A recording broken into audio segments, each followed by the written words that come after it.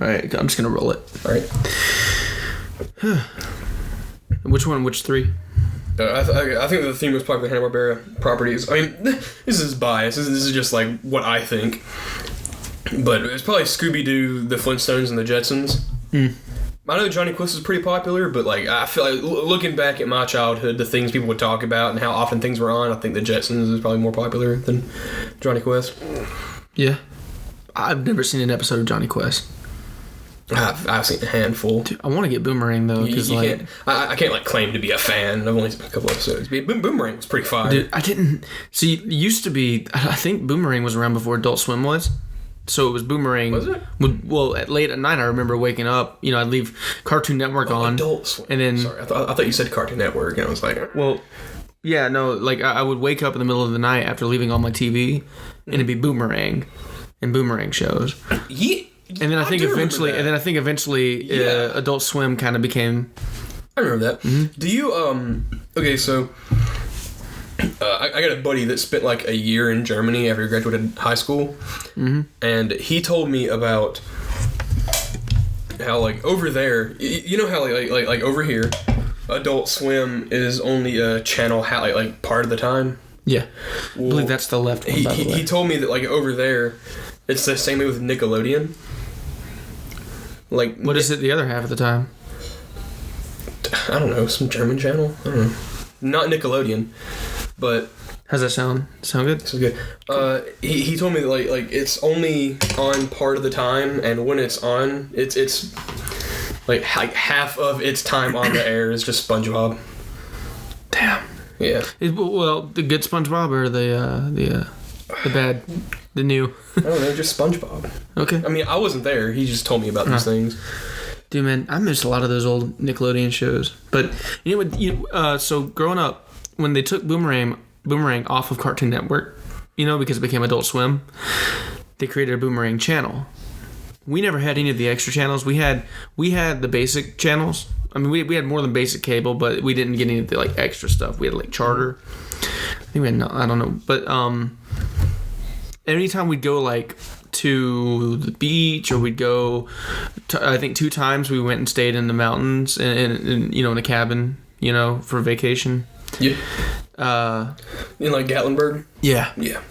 And they always had like all like 900 channels. Oh yeah, and so I'd be like, oh shit, Boomerang, and I would just watch Boomerang the whole weekend. Anytime I wasn't out doing fun shit, I'd watch Boomerang. Yeah, Plus, whenever you were like in the room, you know. That is when I discovered something that I still love today: pull out fucking sofas at like hotels.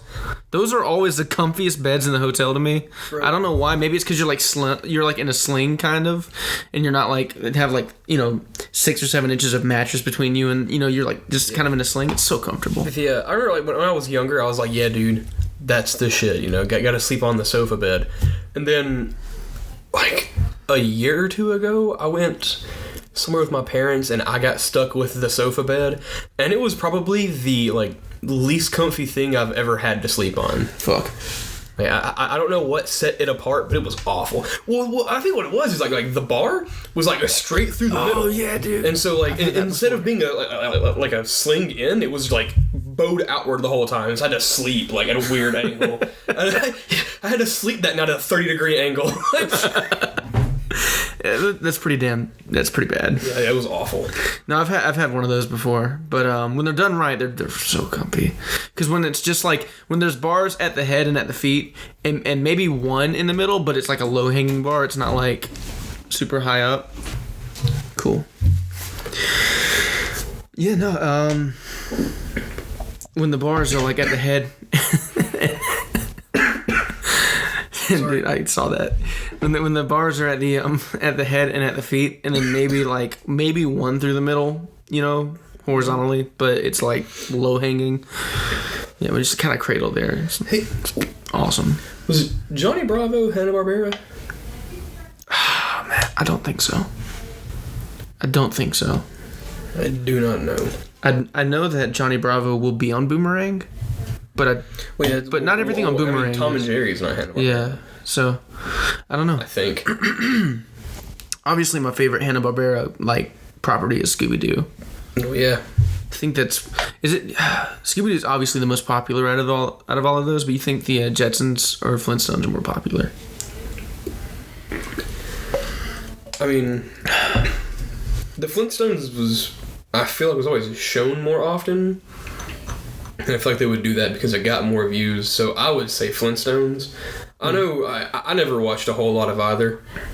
Do you know that I don't remember his name? The guy that played Bobby B in Game of Thrones was Fred Flintstone in the Flintstones live action movies. Well, John Goodman was Flintstone at one point. He was Fred Flintstone. I think it was the first one. I think it was the.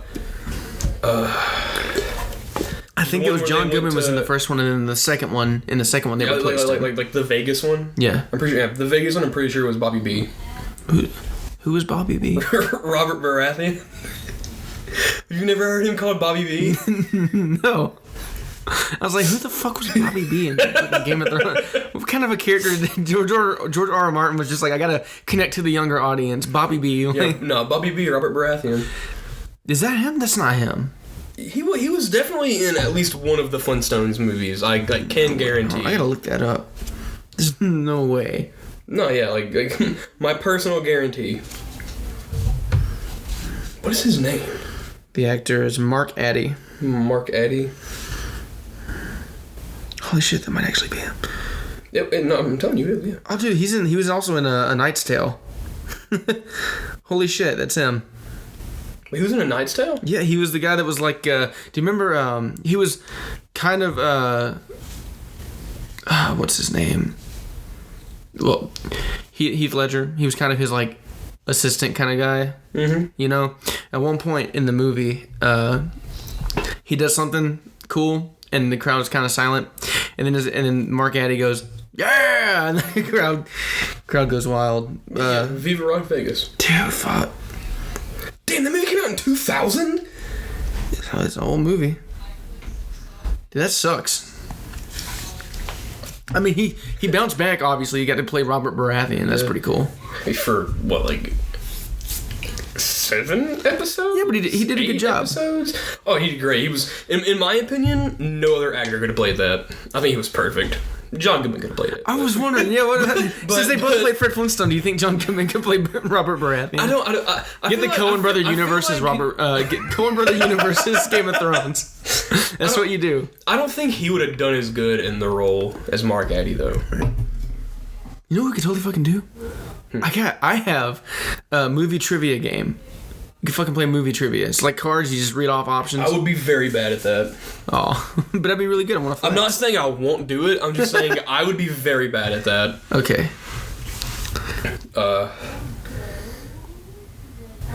Dude,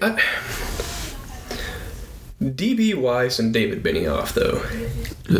I know the first name. I don't know the showrunners for Game of Thrones. Oh yeah, D&D. Yeah, D&D. Dude, fuck those guys. All right. I'm serious. He's like, fuck those guys. I want this shit on the record. Yeah. You can quote me on that. Begin quote. Fuck those guys. End quote. Dash Luke Markham 2020.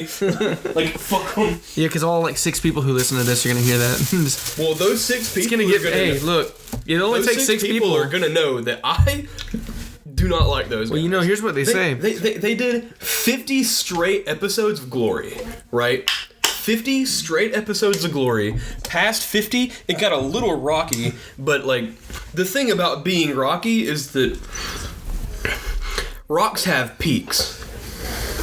And their 59th episode was definitely the high point of their career. It's the Battle of the Bastards. I to this day, I still think that is the single greatest episode in TV history of like anything. The first time I watched that show, or that episode, I remember I was at home sitting on our couch, and it was like at the part where they had him like surrounded and John was like getting trampled. Spoiler alert, when John was getting trampled, and I was just like yelling and like slamming my fist on the couch arm. Dude, I was so mad, and my mom was just like, "It's calm down." I was like, "No, you calm down, Mom." I was mad, dude. I was getting into it. And you know what? Then, your chowder tastes like shit. And then like I just add that shit in there, lock that down. I couldn't, and then I hear the horn. And I'm just like, what was that? And then and then like the camera looks over and you see the Knights of the Vale coming in. I was just like, yeah! Also, fuck Sansa Stark, okay? Fuck Sansa Stark. She couldn't have been like, hey John, if you wait literally 1 hour, the Knights of the Vale will be. She couldn't have said that. like, how many casualties could she have prevented had she just said, John, wait 1 hour?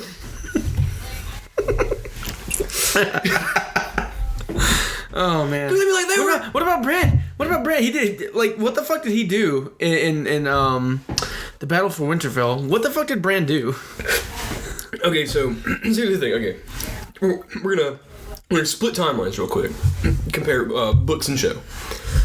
In the show, I think what D&D wanted us to think is that he was being a scout for their forces. Well, I'm just lowering the gain. I think what D&D wanted us to think is that he was being a scout for their forces. I think they wanted us to think... Watch out with the... Yeah. I think that they wanted us to think that Bran was, like, gathering info and then relaying it to people in Winterfell. But if we do not see it, we do not know that it happens, right? Yeah. I mean, on screen, you have to see it for it to be... On screen... He wargs into the ravens, into the crows, and then we don't see him come out of the warg until the Night King strolls into the Godswood. Yeah. And then he's like, you're a good man, Theon, now go kill yourself for me. Who has a better story than Bran the Broken? Bran is just fine. So my thing is, one thing they go over in the books that never appears in the show, again, splitting timelines, in the books, there's like body stealing magic, right?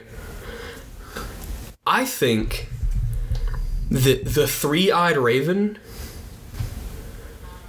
has always been the same thing. I think that, because the dude who is the three-eyed raven, when Bran gets to him, is this guy named Brynden Rivers, who is a Targaryen bastard. He's not a sand. Rivers.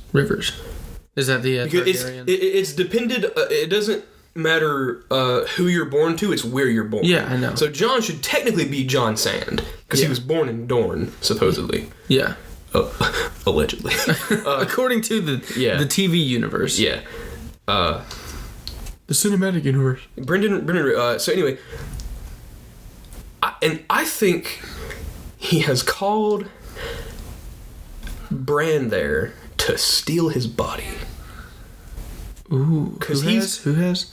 The three-eyed raven. Oh. Because he's stuck in the tree. The tree is the reason he's alive.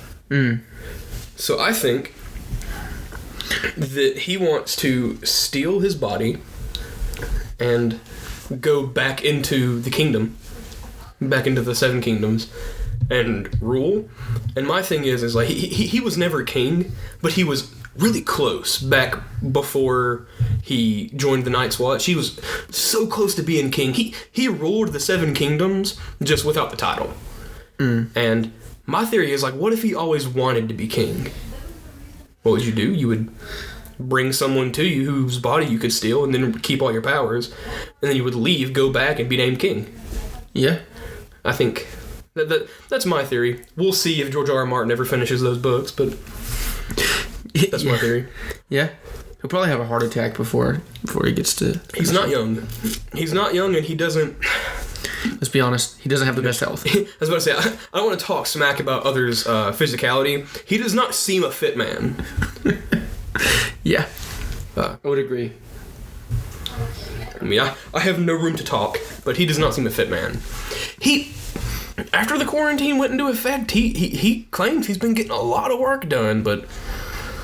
Is it enough to get us through? I just don't know if he's finished the book, is the thing. Because... God. And it's such a bummer because all those chapters, he keeps like releasing random chapters, and it's so hard not to read them, but I'm not gonna. I will read those chapters in the book when it's released? Right now, I'm trying to get through Dune, so I'm not in. What do you think of Dune? Okay, so I'm a little over a quarter of the way into the audiobook. Not sponsored, by the way. Yeah. I think okay, so but we could be sponsors if you want to. Yeah. Throw money Amazon, if you're out there. If you want to throw money at us right now, we'll take it. I've been using your product for a while. I'll talk you up. We'll either talk you up if you give us money or talk you down if a competitor gives us money. Yeah, dude, fuck Audible, go to this place. Dude, don't use Amazon, go with Wish. It's Yeah. It's the best thing. On the first, they take your money for your subscription, but you gotta wait until the 18th to get your free credit. Yeah. And then you gotta wait another month for it to come in. Oh. Yeah, you can't download it for another 3 days. Unless you pay an extra, 10% fee. You get the premium subscription, that way you can get it in one day. Oh my god. So, what was I gonna say? Oh, so anyway, Dune. I'm a little over the quarter of the way into the book, and it's okay. There's a lot of I get it because they're setting up a bunch of stuff, and but it is a lot of people sitting in rooms and just talking about things. The coolest chapter by far was it was either the second or the third chapter that went with when he went and met the witch and she had the gum Jabbar. Oh, the poison? Yeah. Oh, it was so cool. The way they describe things, I guess, the way that these people are describing the Dune planet is really cool. We just haven't gotten to see the Dune planet yet. They're on the planet. Oh, you're a quarter and they haven't gone to the planet? No, they're on the planet. They haven't walked around the planet. Okay. Yeah. Okay. They just and I know at some point they do on the planet. I know at some point because you got to understand. All I know about Dune going into it is that it's a futuristic sci-fi space movie where they go to a planet. Hard sci-fi, right? Yeah, where they go into definitely not science fantasy. They go to a planet where giant worms are, and the storms are terrible, and it's a big sandy planet with little to no water.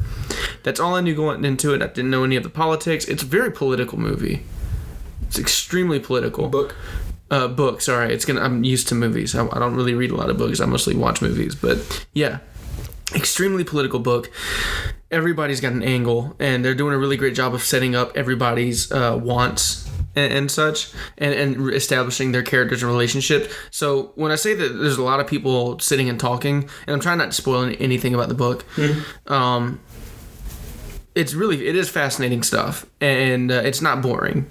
I would like for it to pick up a little bit, but I understand I still have 16 hours left on the audiobook, so I'm not worried about getting to good stuff. But I like the book. I really can't give a fully formed opinion. Based on the first quarter of it, it's done what it needs to do and set up everybody. I just hope that it now actually has things happen. The second coolest part of the book so far, and this is one other kind of a spoiler. There's very early on, there's an attempt on Paul's life. Paul's the son. Yes, and Duke Leto. Is it? How do you pronounce? Is it Atreides? I think it's Atreides. Yeah. Okay. But there was an assassination attempt that was pretty cool because it was this metal, flying worm thing that it's kind of fluid motion, and then it quickly turns into a knife type thing that shoots at people. And it's pretty cool. Yeah. Kind of reminds me of. I think it's poisoned. Too. Yeah, I'm blanking on the name from the MCU, Guardians of the Galaxy. Who? I don't know. It wasn't. It was just an arrow. Oh, you're talking about Yondu. Yondu's like Psy arrow, which was awesome. Oh yeah, and it's kind of similar to that because it's also being controlled by somebody, but we don't know who it is. Ooh. So it's there's a lot of it's very political kind of something you would expect out of the Cold War kind of deal. There's assassination attempts. There's his dad is not married to his mom. She's his concubine, and the only reason that they're not married is because it leaves political power open to them, because although he doesn't plan on marrying anybody else, it leaves them other families thinking, oh, we could marry into this and like become stronger, which gives them political power just to have that possibility. So like the Atreides family is like the shit. Actually, no. In the books, like they're he's a duke, right? Duke Leto. Duke Leto. But you gotta understand. That's Oscar Isaacs in the new film, right? Oscar Isaacs be playing Duke Leto. I don't know. Okay. But you gotta understand, they're being sent to the like ass end of their system of planets. I don't know if it's a galaxy or if it's just system of planets, like a star system like we have. Yeah. But they are they are in a not good place. They're fine financially. On Dune, water is precious. In fact, at one point there was this meeting with, I forget the name of that race, but there's a race of basically blue people. No, cool. And I think those are called the Na'vi. Oh, fuck off. But on the planet, there was a meeting that was held with them, and they were basically like gaining their trust and assigning them things and so stuff. Are they like the natives of Dune? Kind of, yeah. Okay. And when they stood up to leave, they spit on the table, and some of the people in the room were like, "Hey, now what's the big idea?" And one of the locals that was working for them were like, "You have to remember, water is so precious here. This is a sign of respect." It's spitting because you're literally taking out of you something that's considered precious and putting it in front of someone else. It's a sign of respect. It's not a fun planet. There are storms that can shred you to bone. There are giant worms that live under the ground. So it's not a fun place to be. So no, they're fine in terms of like they have water there. They don't have to worry about water there. They have money, but they're actually not one of the more rich like families of like dukes and shit. Like they're not one of the more wealthy families. They actually make a point of mentioning that in the book. Yeah, that's the storm thing. The series that I'm reading right now is the Stormlight Archive, written by Brandon Sanderson, and like his world building in that series is pretty cool because there's this storm that constantly orbits the planet. Ooh. Called the High Storm. No, it's not called the. I think it's like maybe the Elder Storm. And then there are, like, every now and then other storms will sprout up that are called high storms. And high storms are so powerful that, like, it's not a frequent method of execution, but a method of execution is leaving someone, like tying someone up overnight for a high storm to come. Oh, damn. And it will shred you to pieces. And in the first book, this is, spoiler alert, the main character, he messes up his duty in the military, and so they decide to execute him, and they leave him out in a high storm. But the god of this world protects him and like appears to him as like a giant face in the storm to speak with him. And then the next day when people come out and see that he's totally fine, just super wet, like some people like worship him. Mm. Like he has like the people that are like directly under him, I think they kind of see him as a god. At least some of them do. Yeah, so one thing that's pretty similar. Also, so you haven't read Dune, right? I've read like the first 2 chapters. I now have a problem with one of the casting choices for the film. If I believe it was correct, Dave Bautista was going to play the Chief Harkonnens, the Chief of the Harkonnens. I forget. Is that like the big deep voice dude? Yeah. Okay. That's him, right? I believe. I don't know his name. That's who Dave Bautista's playing. Is it Dave Bautista or is that who Momoa is playing? It was Jason Momoa. Jason Momoa will be in the film. I do not know who he's playing. But either way, it would fit with either or if that was the case. Is that still coming out this year? Duncan Idaho, Glossu Rabin. Hold on. Dave Bautista is playing Glossu Beast Raban, and Jason Momoa is playing Duncan Idaho. trying to remember what the name was. Baron Vladimir Harkonnen is being played by Stellan Skarsgård. This guy. Oh, I think that is it. Have you seen Chernobyl? Yeah.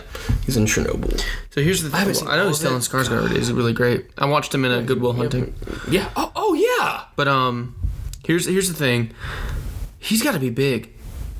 Because in the book, the way it described him, I was very surprised. Isn't he like fat? He's like fat dude. Like here's the deal. He was put him in a fat for his suit, whole first. I mean, sure, but without it looking, it should look. It shouldn't look over the top. Like in the book, it kind of describes him in an over the top way, but I can't imagine that translating the screen as well unless you just get an actor that's naturally that big. I mean, he's not a small guy. Yeah, well, here's the deal. He's not tiny. He's a tall guy. Well, hear me out. When I was getting into that scene, his first appearance in the book, you don't see what it looks like for the whole chapter that he's in. It's not until the very end of the chapter he steps out of the shadow. And the way it described him, it talked about how fat his lips were, how fat he was. His belly was just hanging over, his gut just hanging over. I'm like, listen, that's over the top explanation, but on screen, I think it would just be best to hire cast somebody who's just naturally a big kind of fat dude to play the part, instead of getting someone in a fat suit, because I feel like if you put him in a fat suit, it might make him look kind of ridiculous and not in a good way. Maybe if you can do Churchill, like they did with Gary Oldman. Like fat suits can look ridiculous. Like I mean, we've both seen Click, but think about how far we've come since Click. Think of how far we've come since Goldmember. Sure, I think. I mean, I look at I guess what they did with Gary Oldman in Finest Hour, where he played Winston Churchill. Gary Oldman's not a big dude. He's kind of, he's skinny. Yeah. He played Winston Churchill, and Churchill's a pretty big guy. And he looked big. So I mean, they could. I think they could do it.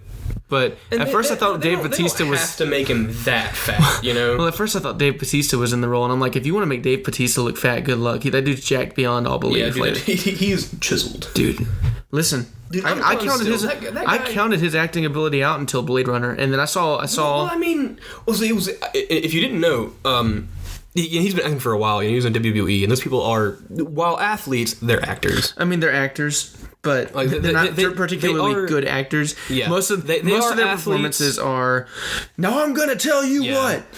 I'm gonna beat you this Sunday night. Most of their performances. When he was cast as Drax, in Guardians of the Galaxy, he killed it. He's like, okay, I got the role, and immediately signed up for a shit ton of acting classes to improve his performance for that role. And I think we saw the extent of how far he's come in Blade Runner, because he's got fucking range. He's got range now. Right. If you look at take Drax versus I forget his I don't know the character's hold on, name. I can remember. It's on the tip of my tongue. Cypher, something like that. Couldn't tell you. Okay. Well, his character in Blade Runner 2049, that performance was so great. Yeah. It's subtle. And the thing is you talk about range, because his range was, since being cast into the MCU, is good.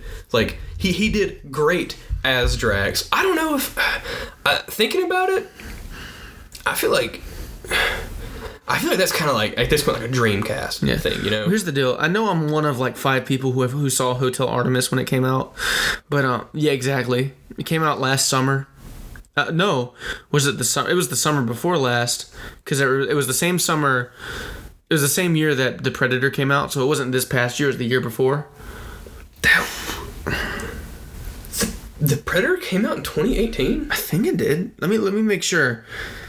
Dude, that movie sucked. Oh god, that movie was so bad. Let's see. 2018. That's when it came out, dude. That's one of those movies that was so bad that it wasn't even good. Like we laughed at it, but not because they were cracking jokes. We were just in shock at how bad that could be. I mean, you know what's crazy? I thought I convinced myself. We almost drove to Huntsville to watch that movie. we almost took a 1-hour road trip to watch that film. Dude, I convinced myself that it couldn't be bad. I convinced myself this can't be bad. Dude, so I went almost there with Dune. So I went and saw it. Oh, dude, I'm scared. I'm worried about it. I am super hyped, but there is fear in me that it's gonna be over ambitious. when when I get super excited about something, I always have like that seed of doubt, right? But the thing is like with his track record, yeah, how bad could it be? Well, I thought the same thing about Shane Black, dude. He made one of my favorite movies like 2 years before that with The Nice Guys, which I thought was Shane Black. Yeah, that was fucking hilarious. It was great. Yeah, I love Russell Crowe. Yeah, he's great. Always he's been awesome. a big Russell Crowe fan. But here's the deal. Here's why I'm a little worried about Dune. And don't get me wrong, I'm super hyped for it. I think he's gonna knock it out of the park. And he made one of my favorite movies of all time with Blade Runner 2049. He made Sicario, Arrival. I mean, the list just keeps going with how many great films he's made. I would put Blade Runner 2049 in my top 5 films of all time. Yeah, I thought that movie was an actual bona fide masterpiece. I don't know if I told you this. Well, real quick, I'll tell you why I'm nervous about Dune. Having listened to the first 5 hours of the audiobook, I'm a little over a quarter of the way in. There's a lot of people just sitting and talking, and I am so afraid because there's a lot of information that needs to get out for the story to make sense. That's why it's taking so long to set up the story. And I know he's making 2 films. I'm so afraid that first film is going to be bogged down with just overloading us with information we have to know to get the plot. It's possible. You know what I mean? It's possible.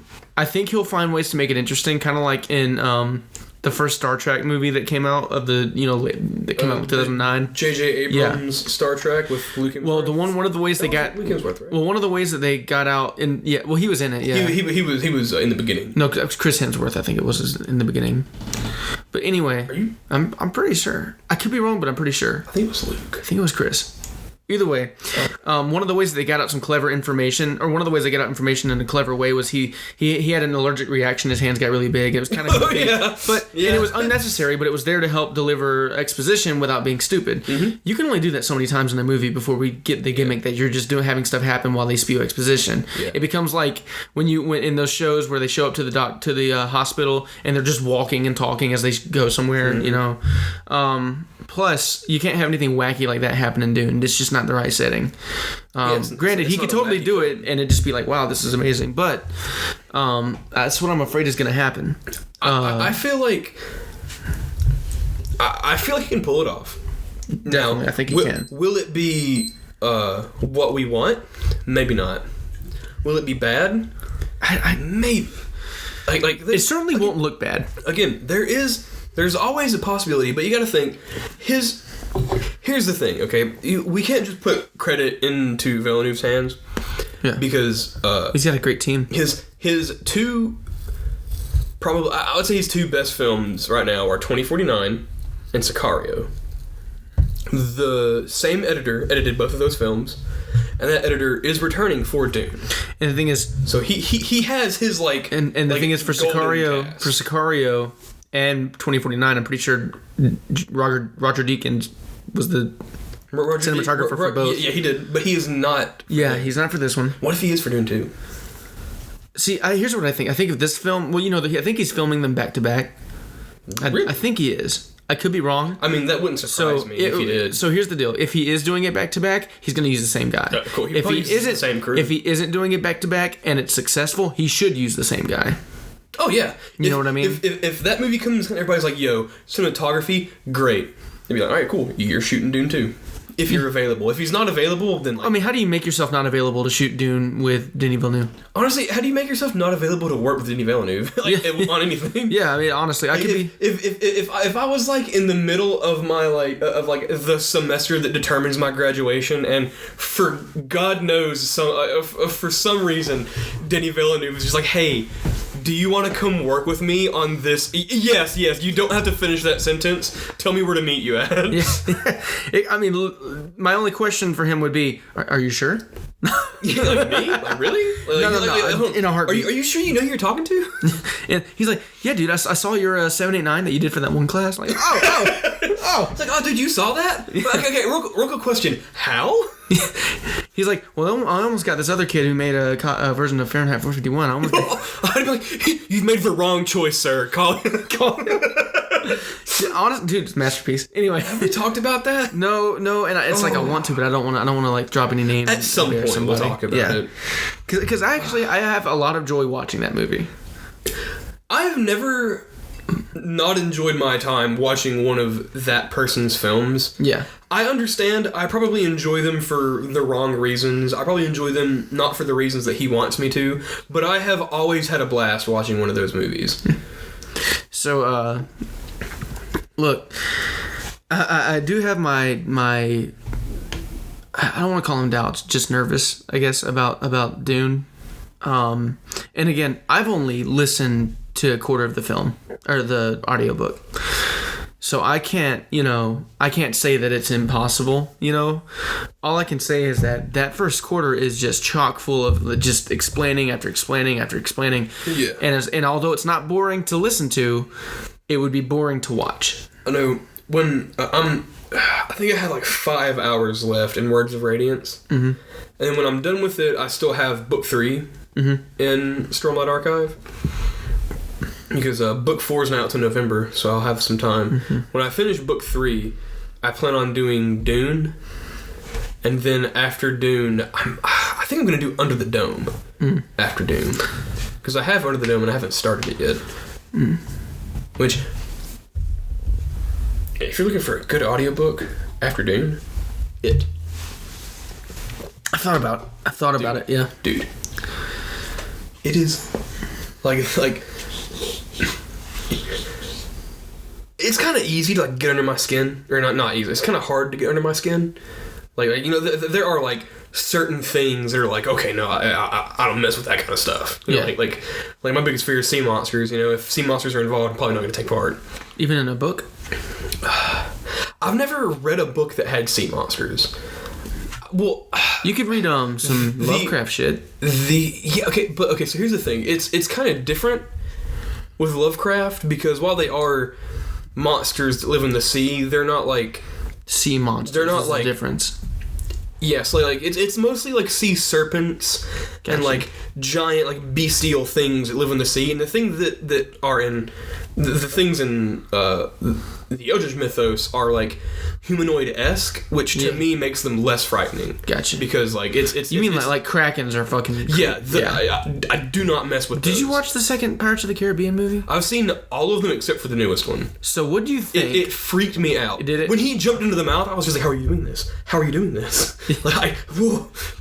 Anyway, the only book I've read that had a sea monster was probably the second the book series I just finished, the Lightbringer series. There was like in like the second book. You think they're gonna make a show or movie out of that? I doubt it. If Brent Weeks got a show or a movie out of one of his series, it'd probably be out of the Shadow, whatever, the trilogy that he wrote before this. Gotcha. Because it would just be easier to do. Okay. Because like this has like straight up like huge spectacles of magic that would be hard for for the budget of a TV show, and for a film, maybe, I don't know. Okay. But anyway, but you know what you don't have to be worried about? When you sign up with Audible, you shut up. But so the thing about it is there were like a few monthly subscription. Like shut up. He would. There are things in that book when like they just stuck with me. Like, I would listen to it for however long, and then something he said, I'll be like, whoa. And then, like, 3 hours after I've stopped listening, I'm still thinking about it. He makes, is it an analogy that uses like, comparing things with like? With like? What do you mean like? With the word like. I don't know. You know how there's like the word for when you compare things not using like, and then there's when you compare things using the word like? Sure. Oh, you mean similes and metaphors? Yes. Which one is which? Simile uses like, metaphor does not. There is a simile in that book that is probably the greatest simile I've ever read. What is it? So in It Chapter 2, the movie, when they meet up at the Chinese restaurant. Mm-hmm. So Yeah. that's like pretty early in the book because the book bounces back and forth. Mainly what happens is like in the book it's all them as adults. Yeah. And then they just like are like blasted with memories, and then it's like chapters from their kids' point of view. Gotcha. So Bill was the leader when they were kids. Yeah. Mike Hanlon brings them all together. And they're sitting there, and he tells them what's going on. He's like, we should probably fight it. And then they're all talking, and Mike, and like they're thinking about what to do. And Mike looks to Bill, and I can't think of the like exact phrasing, but it's something along the lines of, he asks, what do you say, Big Bill? Call the question. And Bill, he's like, Mike was the one who called him here. Mike was the one who gathered them all. And now he was returning leadership to who had led them as kids. So, like a man who commits suicide by taking his hands off the wheels of a speeding vehicle and uses them only to cover his eyes, Bill accepted it. And every now and then that pops in my head and I'm just like, damn, that's good writing. Yeah, that stuck with me for like I thought about that quote like once an hour for days after I heard it. You should definitely pick that one up. How long is that audiobook? I know it's long. It's a thick book. It's a thick book. I can check. I'd open up one of these ciders. I've read, I think that was my third Stephen King book. I've only read about 4 Stephen King books. The Shining's pretty good, too. It's a lot shorter if you want to give Stephen King's writings a taste, but you don't want to bite off something as big as it. The Shining's pretty good. Nice. Pet Sematary is even shorter, and it's great. Man, I heard that movie was, like, at first people were, like, praising it, and then... Yeah. I haven't seen either of those. Which one? The Shining or... Pet Sematary. I'm sorry, I haven't seen either of the Pet Sematary films, because there's 2. Oh, yeah. I've seen The Shining. Mm-hmm. I haven't seen Dr. Sleep yet, but I've read the book. Hey, man, I heard, look, the guy that made Dr. Sleep also did The Haunting of Hill House, which was great. Really? Yep. Who is also the same guy that did Oculus. He did Oculus as well. Dude, okay. The first time I watched Oculus, I was under the influence. Oh, man. And that movie fucked me up, dude. Oh, God, that movie fucked me up. Because, like, I'll never forget when she bites into the apple and you hear glass crack. I was like, dude. Oh, that movie fucked me up. But didn't she actually bite, like, a light bulb? Is that what it was? She actually bit an apple. It's just the mirror made her think and feel like it was that she had bit into a light bulb. Because like there were light bulbs sitting next to it, and she bites into the apple, dude, and you hear it crack, got me, man. And like blood's coming out. And then the brother says something, and she snaps out of it, and it actually is an apple. Yeah, but real quick. Yeah, go ahead. It is 44 hours and 55 minutes. And it's not my longest audiobook. Wow, what's your longest? The book that I'm on right now is like 48 hours. Jesus Christ. And book 3 of the Stormlight Archive is like 50-something hours. I think that's my longest. But the part that fucked me up the most, though, was it was when they were in the room and like they had this like long argument and the camera and stuff wasn't where it was supposed to be, where they had it before the argument, and so they watched the footage of it and it was footage of them moving all the stuff as they argued. Oh yeah. Yeah. And then when she wakes up in front of the pendulum thing, oh dude. Yeah, that movie was crazy. Just leave. Honestly, at that point, like try and stop me. Book 3 of Stormlight Archive is 55 hours and 5 minutes. Now, what happens though is you leave and you live for like the next however many years of your life, and one day you blink and you're still in front of the thing. Oh man. You're still in front of the pendulum. Wouldn't that would just fuck you up, dude? Yeah. What? It's got you. It's like a freaking genjutsu. It's literally a genjutsu in a movie. And then she like spoiler alert. She like kills her husband. And then she's like, nah, it's not real. And then it is. Yeah. Like, shit. What was really clever is the way they decided to tell if it was real or not was by looking through a camera. Mm-hmm. That was clever. And then she does, and that's how she realizes. Why would you not always walk around with that? Yeah. Yeah. Like, if you know that shows you what's there or what's not, I would never put my phone down. I think it's just looking through a different lens. Honestly, turn off the lights and night vision goggles. It's like, she's messing with the phones. She won't let us call the cops. Then, let's leave. She was like, yeah, we're going to prove that it's real. I think the plan was they were going to prove that it's real, and then she was going to put the mirror in a building set to be demolished. Destroyed, yeah. Just break it. Like me and you, we know that it's real. Yeah. Just put the mirror there and let's live our lives. Yeah. It's pretty fucking simple. Yeah, but if they did that, there wouldn't be a horror movie. Yeah, it wouldn't be a whole movie. It was a good movie. Yeah. So okay, speaking of movies, let's talk about a not great movie. Oh, I know where this is going. Yeah. So let's talk about Scoop. Haunting of Scoop. Yeah, let's talk about Scoop. No, it's phenomenal. It's great. It's a phenomenal show. The actor who plays Luke. Oh my fucking! He was in the Invisible Man. I still have it, dude. I want to see that so bad. I saw it when it came out. It's been released digitally. Yeah, it may have been the last movie I saw before everything got locked down. Yeah, no, but the actor who plays Luke, he stole the show in every scene he was in. Yeah. It's phenomenal. Yeah. Especially incredible in his... He has his, like, own episode. You know, each of them have, like, kind of their own episode. And... You're talking about the episode, where he was, like... Calling them, trying to get them to come pick him up after... Where he was, like, out in the city. Yeah.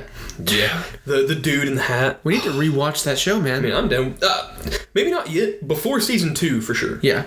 Yeah. Which, I wonder if season 2... the music for it still sits with me. I have that music. So and dude, let's just be honest. The mom was fucking hot. Dude. The mom and the sister who was a lesbian. Really hot. She was really hot. You know what's crazy though? The older sister was just a piece of shit all the way through. Yeah, she was not a good person. But anyway, we're not gonna get into spoilers, Scoop. I guess. Scoop. Yeah, Scoop. Okay, we're gonna talk about Scoop. We're talking about the whole movie. There's not a lot to spoil there. But I guess here's the biggest spoiler review. Biggest spoiler. It fucking sucked. That's not a spoiler. So a quote that you gave me last night where we were talking is a quote that I'm going to go ahead and reference at the beginning of this discussion. Oh shit! What was the quote I gave you? And that is, I think it was the Chris Stuckman quote. How I have never seen a film so ashamed of its source material. Yeah, man. Because none of it was a Scooby-Doo movie. This was not a Scooby-Doo film. This was a really, really bad superhero movie featuring with the Scooby-Doo characters and other Hanna-Barbera characters. And I believe that there was two other Hanna-Barbera characters. Dick Dastardly, and Captain Caveman.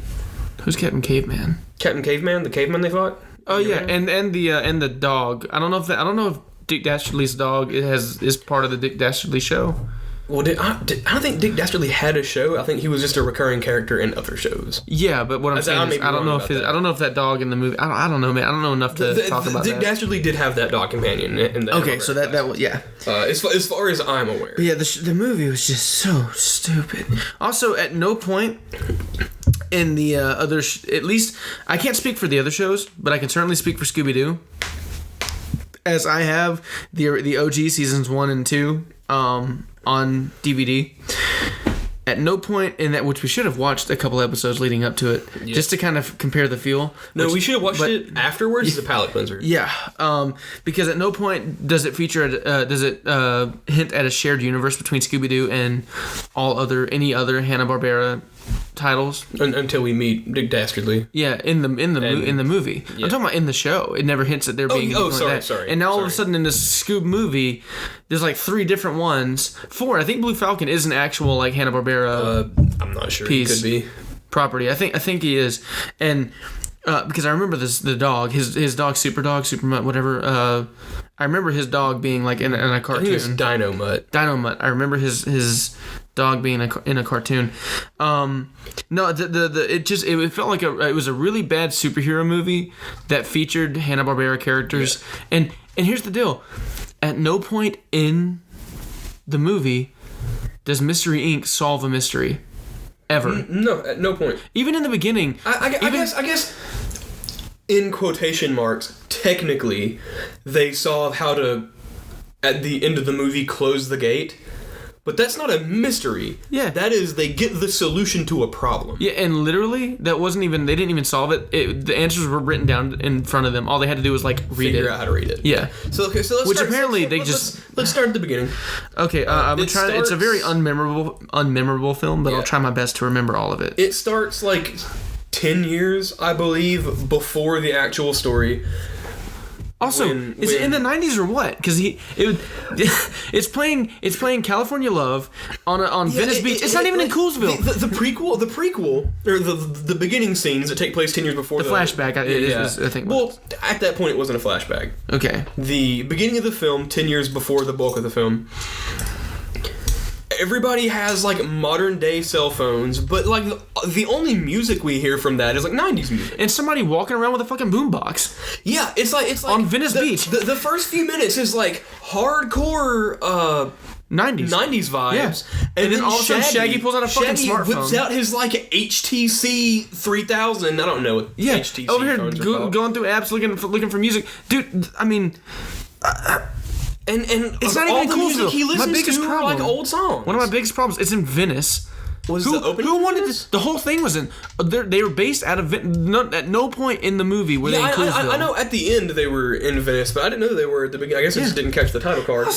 Anyway, he's super lonely and he doesn't have friends.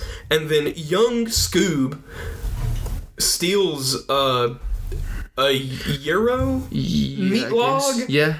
And runs away, gets chased by cops. By the way, you should know it's being rolled on the ground and in the sand and everywhere else. Yeah, you know the classic trope of people on top of boulders running so that the boulder is what's moving. They're technically running backwards so that the boulder's moving forward. He's doing that to the Euro meat log. Yeah. Being chased by a cop on a bicycle who somehow has a siren. Yeah. Lights I get, but I don't know if bicycle. I know lights. They don't have sirens. Anyway. He eventually hides in some sand, and then Shaggy's like, "Oh, I'll make these 2 sand lumps my friends and eat lunch with them." And then Scooby-Doo's like, "We can be friends." He's like, "Oh, that's cool." And they make a sandwich out of the Euro that has now been on the. No, it's like a gummy worm.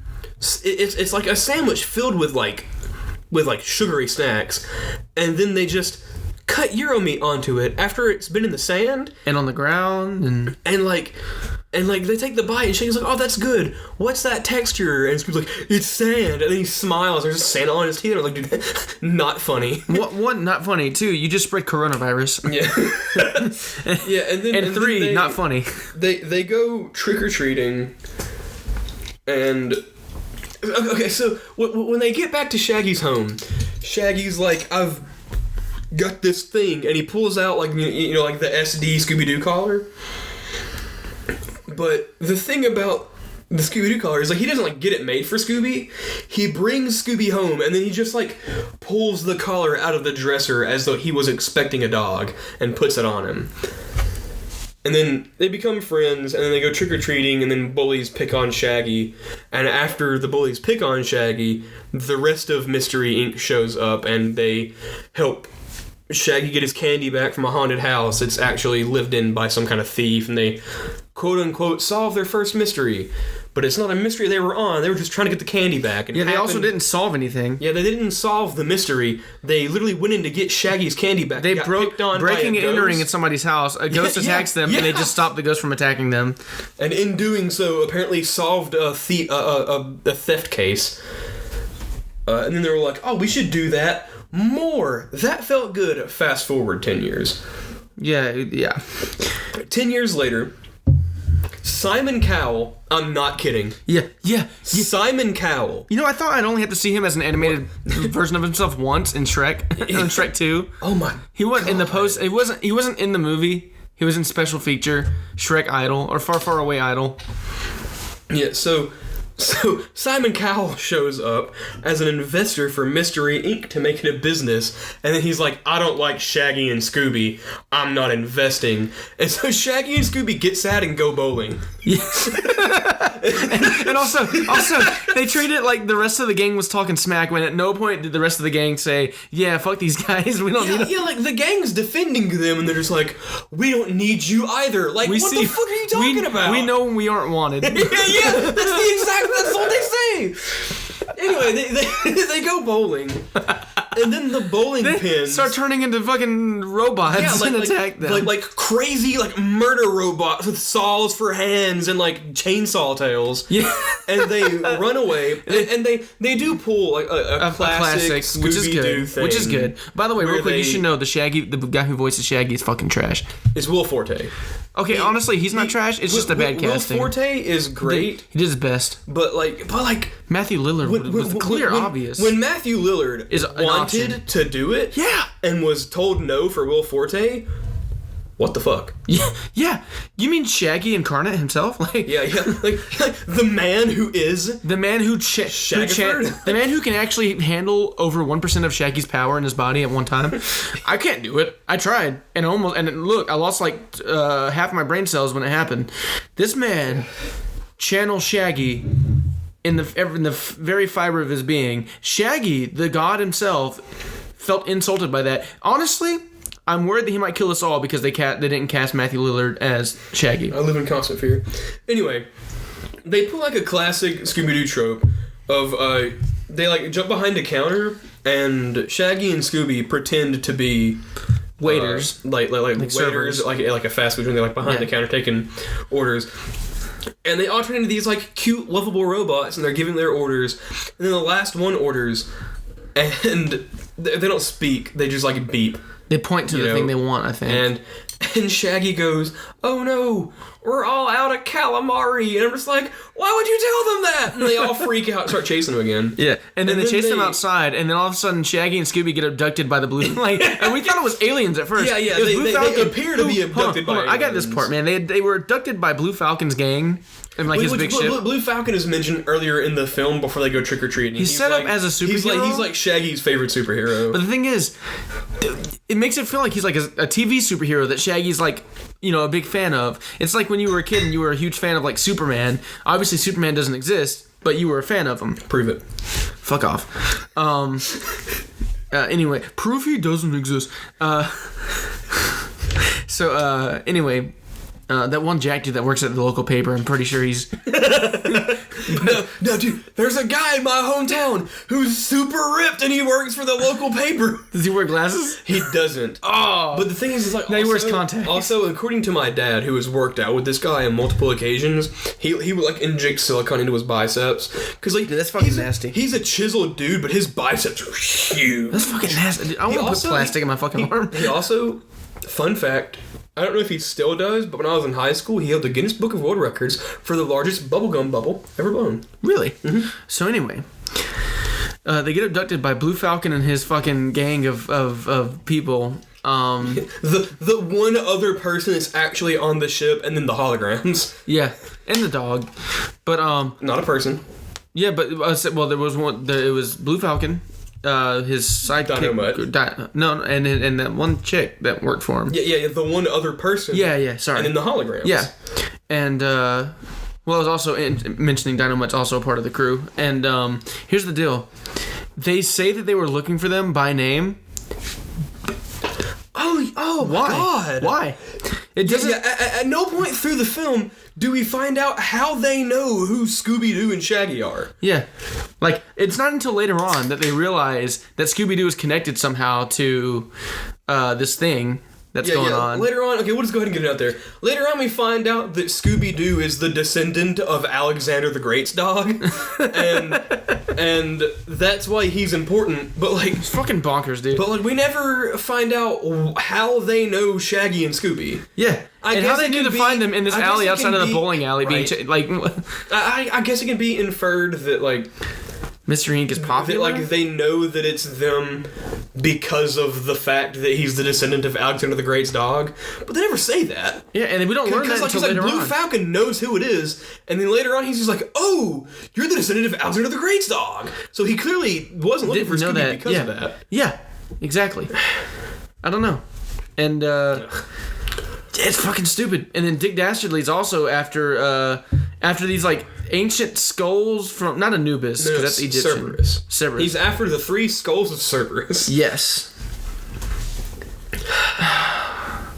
We fucking, and then at one point they're at this like old abandoned amusement park, and we find out that the new Blue Falcon, who is not the original Blue Falcon, we find out that he's a coward. It's his son. It's the original Blue Falcon's voiced son. by Mark Wahlberg, and also Dynamite voiced by Ken Jeong.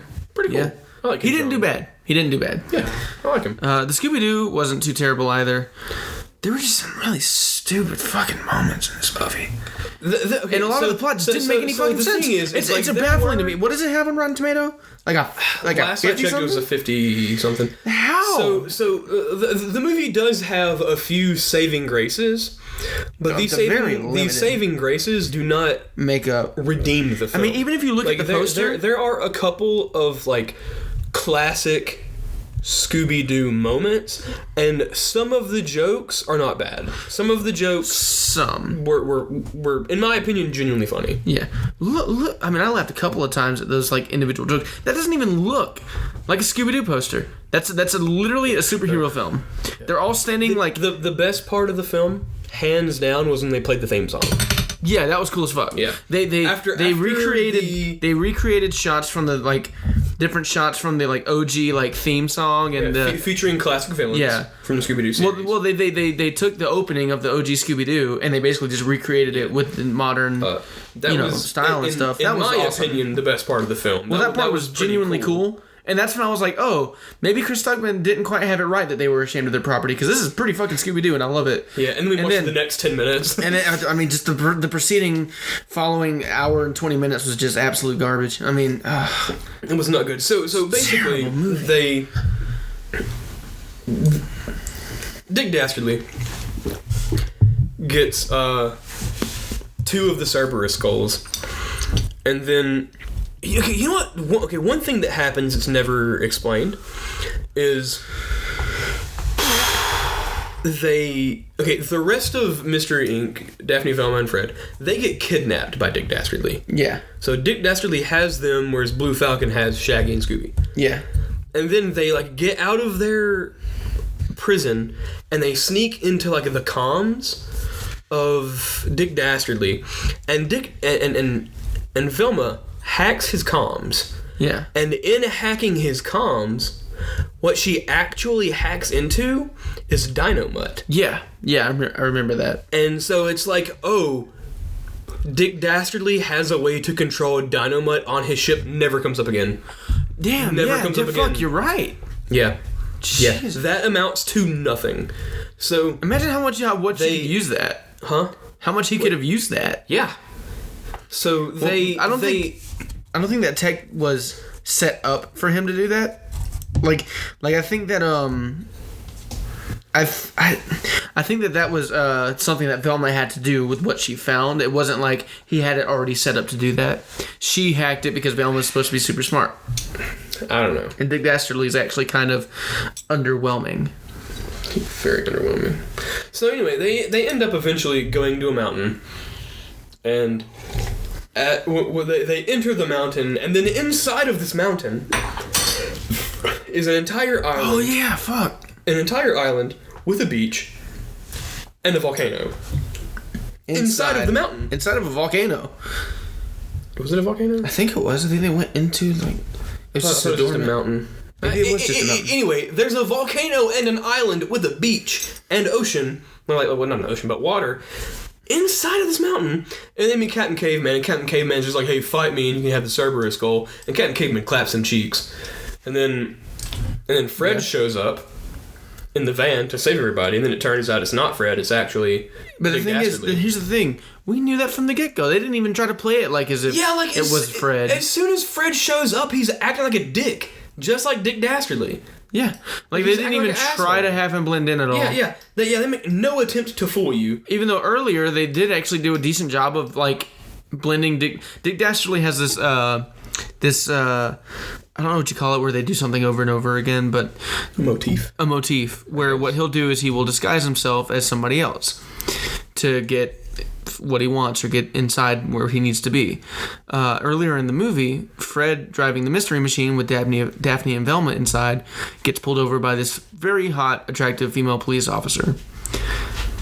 I mean, for the first, minute of her being there, I was like, oh, okay, and then it turns out it's Dick Dastardly, and it was actually a decent job of hiding it. It wasn't until, like... I didn't think it was him. Yeah. I thought it was, like somebody working. Maybe this cop, works with Dick Dastardly, and then he's like, wah, like the big unveil. And so here's the thing. He actually tried to pretend to be somebody else, but when he became back as Fred, he was just Dick Dastardly looking like Fred. Yeah. So... They go and, save Scooby and Blue Falcon from Captain Caveman. And then he's like, haha, I'm Dick Dastardly. And then he takes the skull. And then he goes to Greece. Yeah. And he, opens this gate. Wait, real quick, I wonder what that conversation was like between Shaggy and Dick Dastardly on the way. You're right. Right? When Shaggy thought it was Fred. I wonder what they were talking about. So, another thing, real quick. You could have had a really funny scene there. We find out... The reason he wants these skulls is to open a portal to the underworld so he can get treasure. And earlier on, in a flashback, we find out that his dog companion, they opened the gate and he tells the story as though he didn't want the dog to go and that he begged him not to. Because it was too dangerous. But what really happened is he didn't give the dog a choice and he forced him to go through. And then it was a one-way ticket the dog couldn't get back, and so he stuck on with the treasure. So he uses Scooby... In the underworld. Yeah, he uses Scooby to open this, and then Cerberus comes to the real world and is wreaking havoc. Yeah. And you know what would have been a really cool character moment? Because here's the deal. For the longest time, we don't know his motivation. Yeah. We don't find out about a treasure until we get that flashback 3/4 of the way into the movie. So our villain, we have no idea what they want the whole time. Which you would think these wacky over-the-top villains that always state what they want, we'd know. Yeah. But they didn't. But no, you have no clue. And the thing is, there was potential for a really cool thing for them to do. Because here's the deal. They show the flashback. And this is the first time we find out what he wanted, at least back then. He wanted the treasure. So he forced his dog into the underworld. Mm-hmm. And then he found out he couldn't get his dog back. And in the moment, he was really worried because his dog got pulled up and the portal closed. He got pulled up by some big creature and the portal closed. And so you're thinking, oh my God, his dog. And then later on, when he wants to get this thing back, I know we're thinking he wants the treasure. But in the back of our minds, we're thinking, what if we're made to think that he wants the treasure, but he really just wants to save his dog back? Maybe he's had a change of heart, and that would actually make him a compelling villain with actual deep motives that go beyond money. And so when they opened up the portal, I half expected him to find his dog, even though I was like, oh, it's been years, the dog's probably dead, but it's a cartoon, the dog's still alive, which he is. And I was thinking it'd be so cool if the portal opened and he ran right past the treasure to get his dog. Yeah. And we'd be like, look, you're evil, but you actually have a motive that isn't just about money. But no, he walks in, goes straight for the money, sees his dog is alive, gets excited, and then they both take a bunch of money and run. Yeah, and then things don't pan out for the villain, of course. Yeah. They get they get Cerberus back into the thing, and then it's in order to shut it, one person that is the key has to be on the underworld side, and so it's man's best friend. It's Scooby and Shaggy. And we find out one of them has to be on in the underworld for it to work, and Shaggy ends up staying in the underworld and he gets locked in there. And we're like, oh man, they pulled the big deal, and now in the sequel, the sequel is gonna be about getting Shaggy back, and it's also not gonna be a Scooby-Doo film. And then, you're right. And then, not 3 minutes after he gets locked into the underworld, they figure out how to get him back. I was just like, wow. No stakes. Wow. There are no stakes. No stakes. Yeah. And then they... And then as they're taking Dick Dastardly away, they go up and they go to unmask him. And it's fucking Simon Cowell. Simon Cowell. And I'm like, what? What is happening? What the fuck is this bullshit? Oh my god, and then they take that mask off and it's back to being Dick Dastardly. And I'm like, what was the point of that last 30 seconds? And then Dick Dastardly is just like, man, they never go for the double unmasking. And I was like, this is the stupidest shit I've ever seen. Yeah, what the fuck? And then they open but anyway, Mystery here's the deal. in Venice Beach. Yeah, they open Mystery, not Coolsville. Yeah, not Coolsville. Not Coolsville. And that really upset me because that's it was pretty bad. And then well, not even, but still, the way that they got Shaggy and Scooby back, the way they figured it out, they didn't figure it out. You should know this. They didn't figure anything out. A statue came out of the ground. That was... Hold on. I got this. A statue came out of the... After Shaggy was gone, they were all sad. Scooby was crying. A statue comes out of the ground. It just... I don't know. It just pops up. It's of Alexander the Great and his dog. Which Alexander the Great in the statue was definitely Shaggy. And then... I think so, yeah. And then, it was definitely and then on the so also Shaggy, a descendant of Alexander the Great. But anyway, on the statue is written on the base of the statue is written some shit in I guess Greek. Is it Greek or is it what was it? I thought it was Mesopotamian. Isn't that what Alexander the Great was? He wasn't Greek, was he? He wasn't Greek. No, he wasn't. Are you sure? You 100% sure about I'm fairly fucking certain he wasn't Greek. Like, he might have been Roman. Hold on. I'm gonna look that up. Alexander. He definitely wasn't Mesopotamian. Macedonia. He was Macedonian. Okay. Sorry. I don't know why I was thinking Macedonian. Huh? Because they still follow Greek mythology. Macedonia was... Okay, Macedonia is basically it's a Greek kingdom, but not really. It was I think it was like a sovereign thing. It wasn't Macedonia, Greece. Yeah, it's a very specific thing. I think it was after Greece had fallen, and then it became Macedonia, and then anyway, no, so this statue, on the base of the statue, it reads some mumbo jumbo basically talking about the friendship between man and dog. And basically it's Alexander the Great writing in first person that Shaggy and Scooby's friendship is so strong that he can't keep Shaggy in the underworld, and opens a door on the base of the statue in which Shaggy comes out of like this beam of white light, and then is flicked by what was the name of the dog again? The 3-headed dog? Cerberus. Did you not take a Greek mythology class? No, in high school? I didn't. They didn't have that at your high school? No, besides I always cared more about Egyptian mythology. Yeah, fuck Egypt. But he thumps. Fuck you. He thumps the because I always loved the Mummy movies and I was always interested in that shit. Yeah, Mummy's pretty cool. Okay, but he flicks Shaggy out of the doorway, closes the door. The statue sinks back into the ground very quickly. Which, where the fuck did that thing go? What pulled it down? But whatever. What put it? And now Shaggy literally says, the power of friendship is the reason why they were able to come back. The film wears literally every moral dilemma, question, or any kind of like point in the film is always said. At no point is anything just inferred by the audience because we're not, fucking idiots. Now I get it. It's made for children. But it wears so much of it on its sleeve. And also, if it's made for children like Scooby-Doo. Yeah. So why the hell are you not making a Scooby-Doo movie? So, and here's the thing. If you're making a movie for kids, don't make toxic masculinity jokes. Yeah. Don't make... There were like... They don't get it. There were some PG-13 jokes in that movie. It's a PG film. Yeah. At one point... They're talking about something, and Blue Falcon literally says, "Hey guys, let's keep it PG." Yeah, I think that. Yeah, it's just a bad film. It's not good. All right, so let's rate this bad boy. Okay, so I got this rating system here, and we're gonna actually go through and rate the film based on this system, and it's gonna tell us how we feel about it. So it's kind of hard. It's an animated film, but we'll talk about lighting because that is still a part of it. What do you think about the lighting? The lighting, it was fine. It wasn't anything special. It was average. I'd give it a 6. A 6. 5 to 6. All right, we'll give it a 6. I was gonna say 5 or 6. There was split lighting in some places that I felt didn't call for it. Yeah. But like the movie, the Let's go use with of 5. lighting in the film wasn't bad, despite the fact that it was animated. So 5 or 6.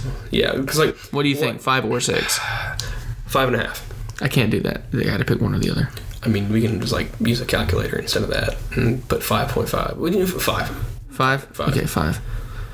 Direction. Fucking 2. 2. Yeah, I was thinking 2. Good round number. Because again, it wasn't a Scooby-Doo movie. Yeah, but I think that might go into writing. Which, speaking of writing, one. Okay. I can't go below 1. I say give it a 2 Give it a 2. because some of the jokes Hit. and there were some classic Scooby-Doo moments. Okay. So I think that earns it higher than a 1. Plot line 1. 1. Definitely a 1 in plot line. Character development. There is development. I guess like people aren't. Shaggy goes through a character arc. So does Blue Falcon. So does Blue Falcon. I give it a 4. A 4. Okay. Use of camera to tell the story. I mean, there wasn't. It wasn't any kind of like dynamic setup. You can't like use a camera in an animated film, but you have can, to see. You can use. Imagine if like, the camera was there. Yeah. Like you use like whether it's animated or not. The shot composition. Shot composition. I give that like a 3. Yeah. Because like they didn't really use the camera to tell a story at all. Pacing. Look, this movie was like an hour and a half. It felt a fucking long one. I would give the pacing like a 4. Okay. Personally. I agree with you on that. Story structure. I mean, it's a basic 3-act structure. There's nothing special about it. It sticks to the structure. I mean, I give it like a 4 or 5. Really? The story structure. Yeah. Okay. However, there are a lot of plot holes, but I feel like that goes into There's plot a lot line. of unexplained things. I feel like that goes more into plot line and I'll writing. Give it a 4. I'll give it a 4. 4. Okay. Meaning behind the story. There wasn't one. 1. Well, there was a meaning. It was like friendship trumps all. But also, which is something we've seen in a good 80 times. I'm gonna before we hit 10. Yeah, I'm gonna put 1. A story meaning. Yeah, that works for me. Diversity. That's actually a thing on this. Okay, so system. Every character is Caucasian, but they tan Velma in a way that makes you think that maybe she's not a Caucasian. Maybe she's Hispanic. Like maybe, but I will say this though. There is a diversity. Actually, the pilot was black.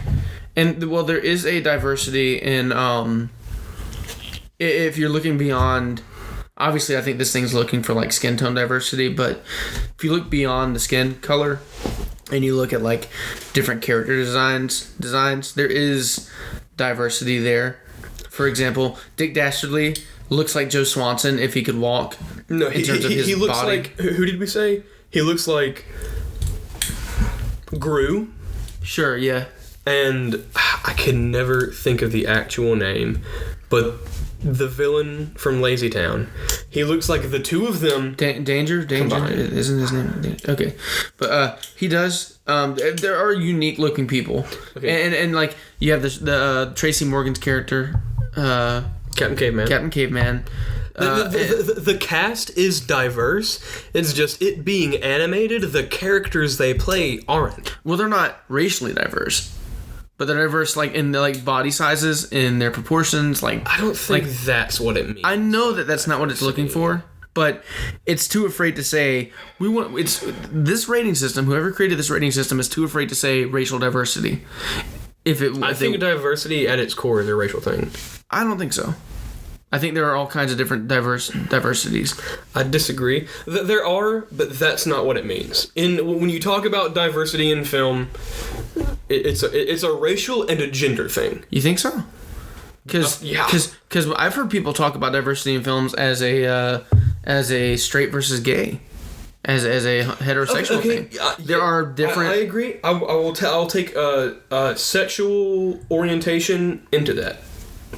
You're right. And I think there, right. I overlooked that. You are correct. I think there's a lot of different. And the only thing we know about a character's sexual orientation is Fred straight. We know that. We know that. Yeah. So no diversity there. I think we can infer that Daphne is straight. I think. And first, personally, she did give Fred the side eye a few times. And I will say this personally. I think the idea of having to forcefully be, or to be a certain level of diversity, I think intellectual diversity is more important. Having characters that are well written, but I will say this: there's not a lot of racial diversity in this movie. There's. What do you think? 3. Again, the pilot is black. I a 3 for an entire Caucasian cast minus one black character. Because I'm also looking at like. Yeah, probably 2. 1, 2. I give it 2. Okay. Because they weren't all Caucasian. And real quick, before we continue along the list, real quick, I just want to say real quick. Mm-hmm. Fred doesn't wear an ascot in this film. Until one scene. Until Cerberus wrecks the mystery machine. He grabs like the front plate with the flour off the mystery machine, holds it like Captain America's shield, and then he whips an ascot out of his pocket, puts it on, and is just like, for the mystery machine, and then gets his ass beat like nothing because he's fighting, Cerberus. Actually, you know what? I would give it a little bit higher on the diversity because there are plenty of female to male cast members. And characters. A 3. Okay. So I'd give it like a 3. Bechdel test. It fails the Bechdel test. It fails. So I guess I just a 0. At no point in the film does. At no point in the film does it. At no point in the film are there only female characters in frame. Yeah. Unless it's like a shot specifically on one female. Granted, character. I don't think at any point there are any male characters. I mean, if you want to count Scooby and Shaggy together, but at no point I don't think there's any male characters either. I think it's just it's an ensemble piece. Yeah.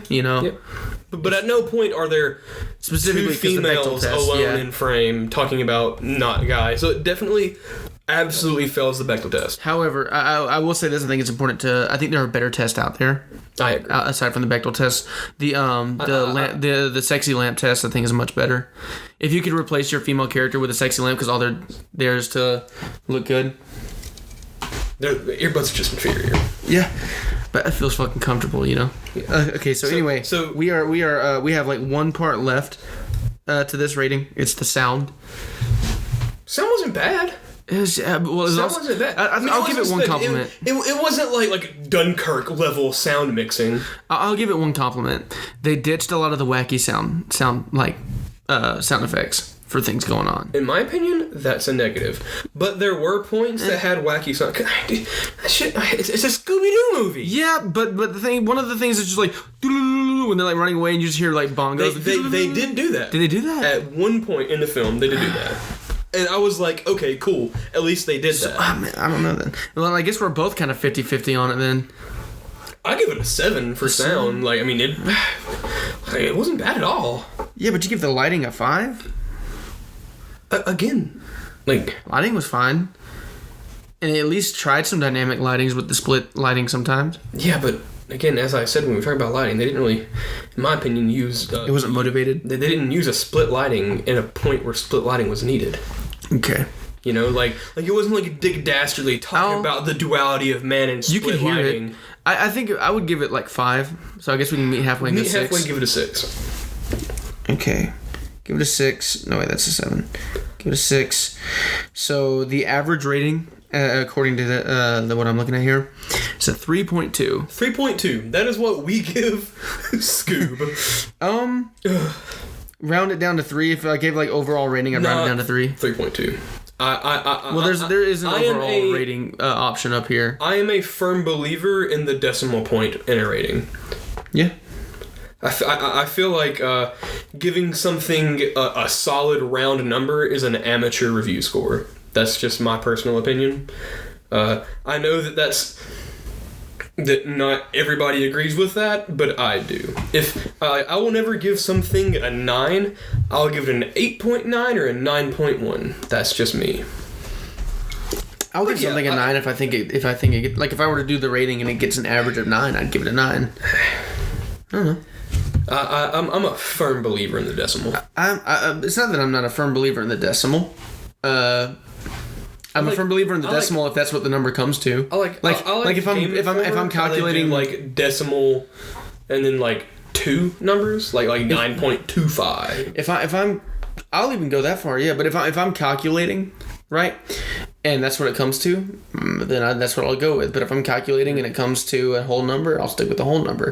If I'm calculating and it comes to a if we do a half, review and it comes to a whole number, I'm going to be like, it's like we give it a 7. I'm going to give it a 6.9. Either if it's a 7 but you liked it, you give it a 7.1. If it's a 7 you didn't quite like it, it's a 6.9. It's like I give it a 7, but like it wasn't that great. It's a 6.9 for me.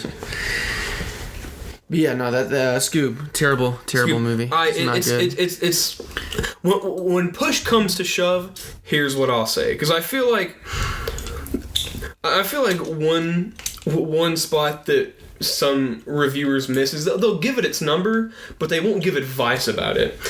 Here's my thing. I give Scoob a 3.2. Do not recommend. Yeah. I think that's fair one. I would not urge anyone to watch this film. Let's talk about the borderline price gouging of the rental fee. Okay. Here's the deal. I don't know if I'm not as well versed on price gouging law as I wish I was. I don't know the delicacies because of price I don't gouging. know if I think it can only apply. See, let me just read it real quick, because I want to be careful about saying this price gouging, because I had the definition pulled up and I want to make sure. Yeah, go ahead and give it to me. Okay, price gouging occurs when a seller increases the prices of goods, services, or commodities to a level much higher than is considered reasonable or fair. Usually, this event occurs after a demand or supply shock. Common examples include price increases of basic necessities after natural disasters. See, that's the thing is, I think so, but it does not require a necessity to be price gouging. Okay, so it doesn't require a necessity. And real quick, can I just say? Yeah. I personally, I feel like entertainment is a necessity. Movies, TV show may not be a necessity, but I feel like entertainment is a necessity. I feel like we have gone... Even like the 1800s, they had stuff to entertain themselves, you know? People have always had things to entertain themselves. The Romans had gladiators. We have MMA fighters. Sports. That might, again, that's just like a personal thing, but I feel like entertainment is its own necessity. I disagree, not but I see the social need for it, but I don't think it's a necessity to live. I see the social need for it, but I don't see it as like a necessity that we need to, like, I can go a week without entertainment and still physically live. Okay, yeah, I agree. A social necessity, but not a biological necessity. Right. And so, here's the deal. This film was originally going to be released in the theaters. Theaters charge about $10 a ticket, right? Mm-hmm. And then coronavirus happened, and theaters had to close, right? And so they decided to go ahead and... Still not open. Yeah, and so they decided to go forward and release it as a digital rental. Not a digital download or buy. You can't buy it. You can buy it, but for rent. For $20. Yeah. Here's the deal. Here's the deal. Let me on Amazon, on Amazon Prime, it is $20 to rent this film. Do you know how much it is to rent other films on Amazon Prime? Isn't it like $3 to $4? Yeah. Because we even new films are usually like $10. Within the past few months, we watched one a night over 8 days. We watched the entire Harry Potter series. Yeah. And correct me if I'm wrong. It was $4 a piece. The newer the film, the more expensive. It's usually like $10. But here's the deal. I mean, I don't know because Baby Driver is a very recent film, and it was just as much as Harry Potter episode 2. I don't know then. Look, here's the deal. They were going to originally release in theaters for $10 a viewing, because matinees are cheaper, but the most you would pay at a movie theater if you didn't watch it in 3D was like $10. Okay, as a direct result of coronavirus, they decided to release it on streaming, and they decided to release it at $20 to rent. Nowhere else, this is the first time I've ever seen, and nowhere else, not at any other time, has any movie rental ever been $20. I've never seen that. And it is a direct result of coronavirus. So because of a global pandemic, they have now raised their price. That is price gouging. Yeah. That is textbook price gouging. Bullshit. So the only reason we rented it is because we split it for $10 a piece to watch it. I recommend if you are going to watch it, get as many your friends together as you can.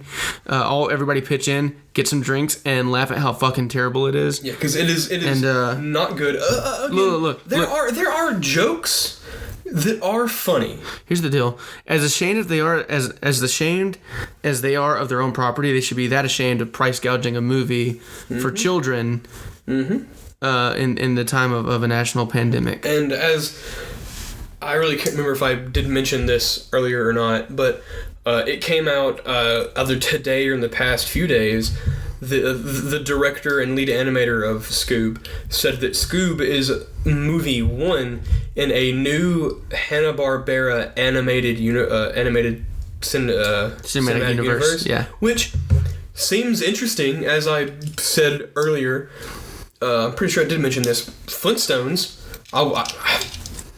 Great. I would love a Flintstones film. I would love like a Jetsons or I like a Johnny Quest movie. Yeah. Because as I said earlier, Cheetah Girls even. Isn't that the same? Are they the same? I think so. I'm not like crazy about Johnny Quest, but I feel like if this is the kind of tone they're gonna try to go with this new cinematic universe, Johnny Quest should be the star of this universe. Really?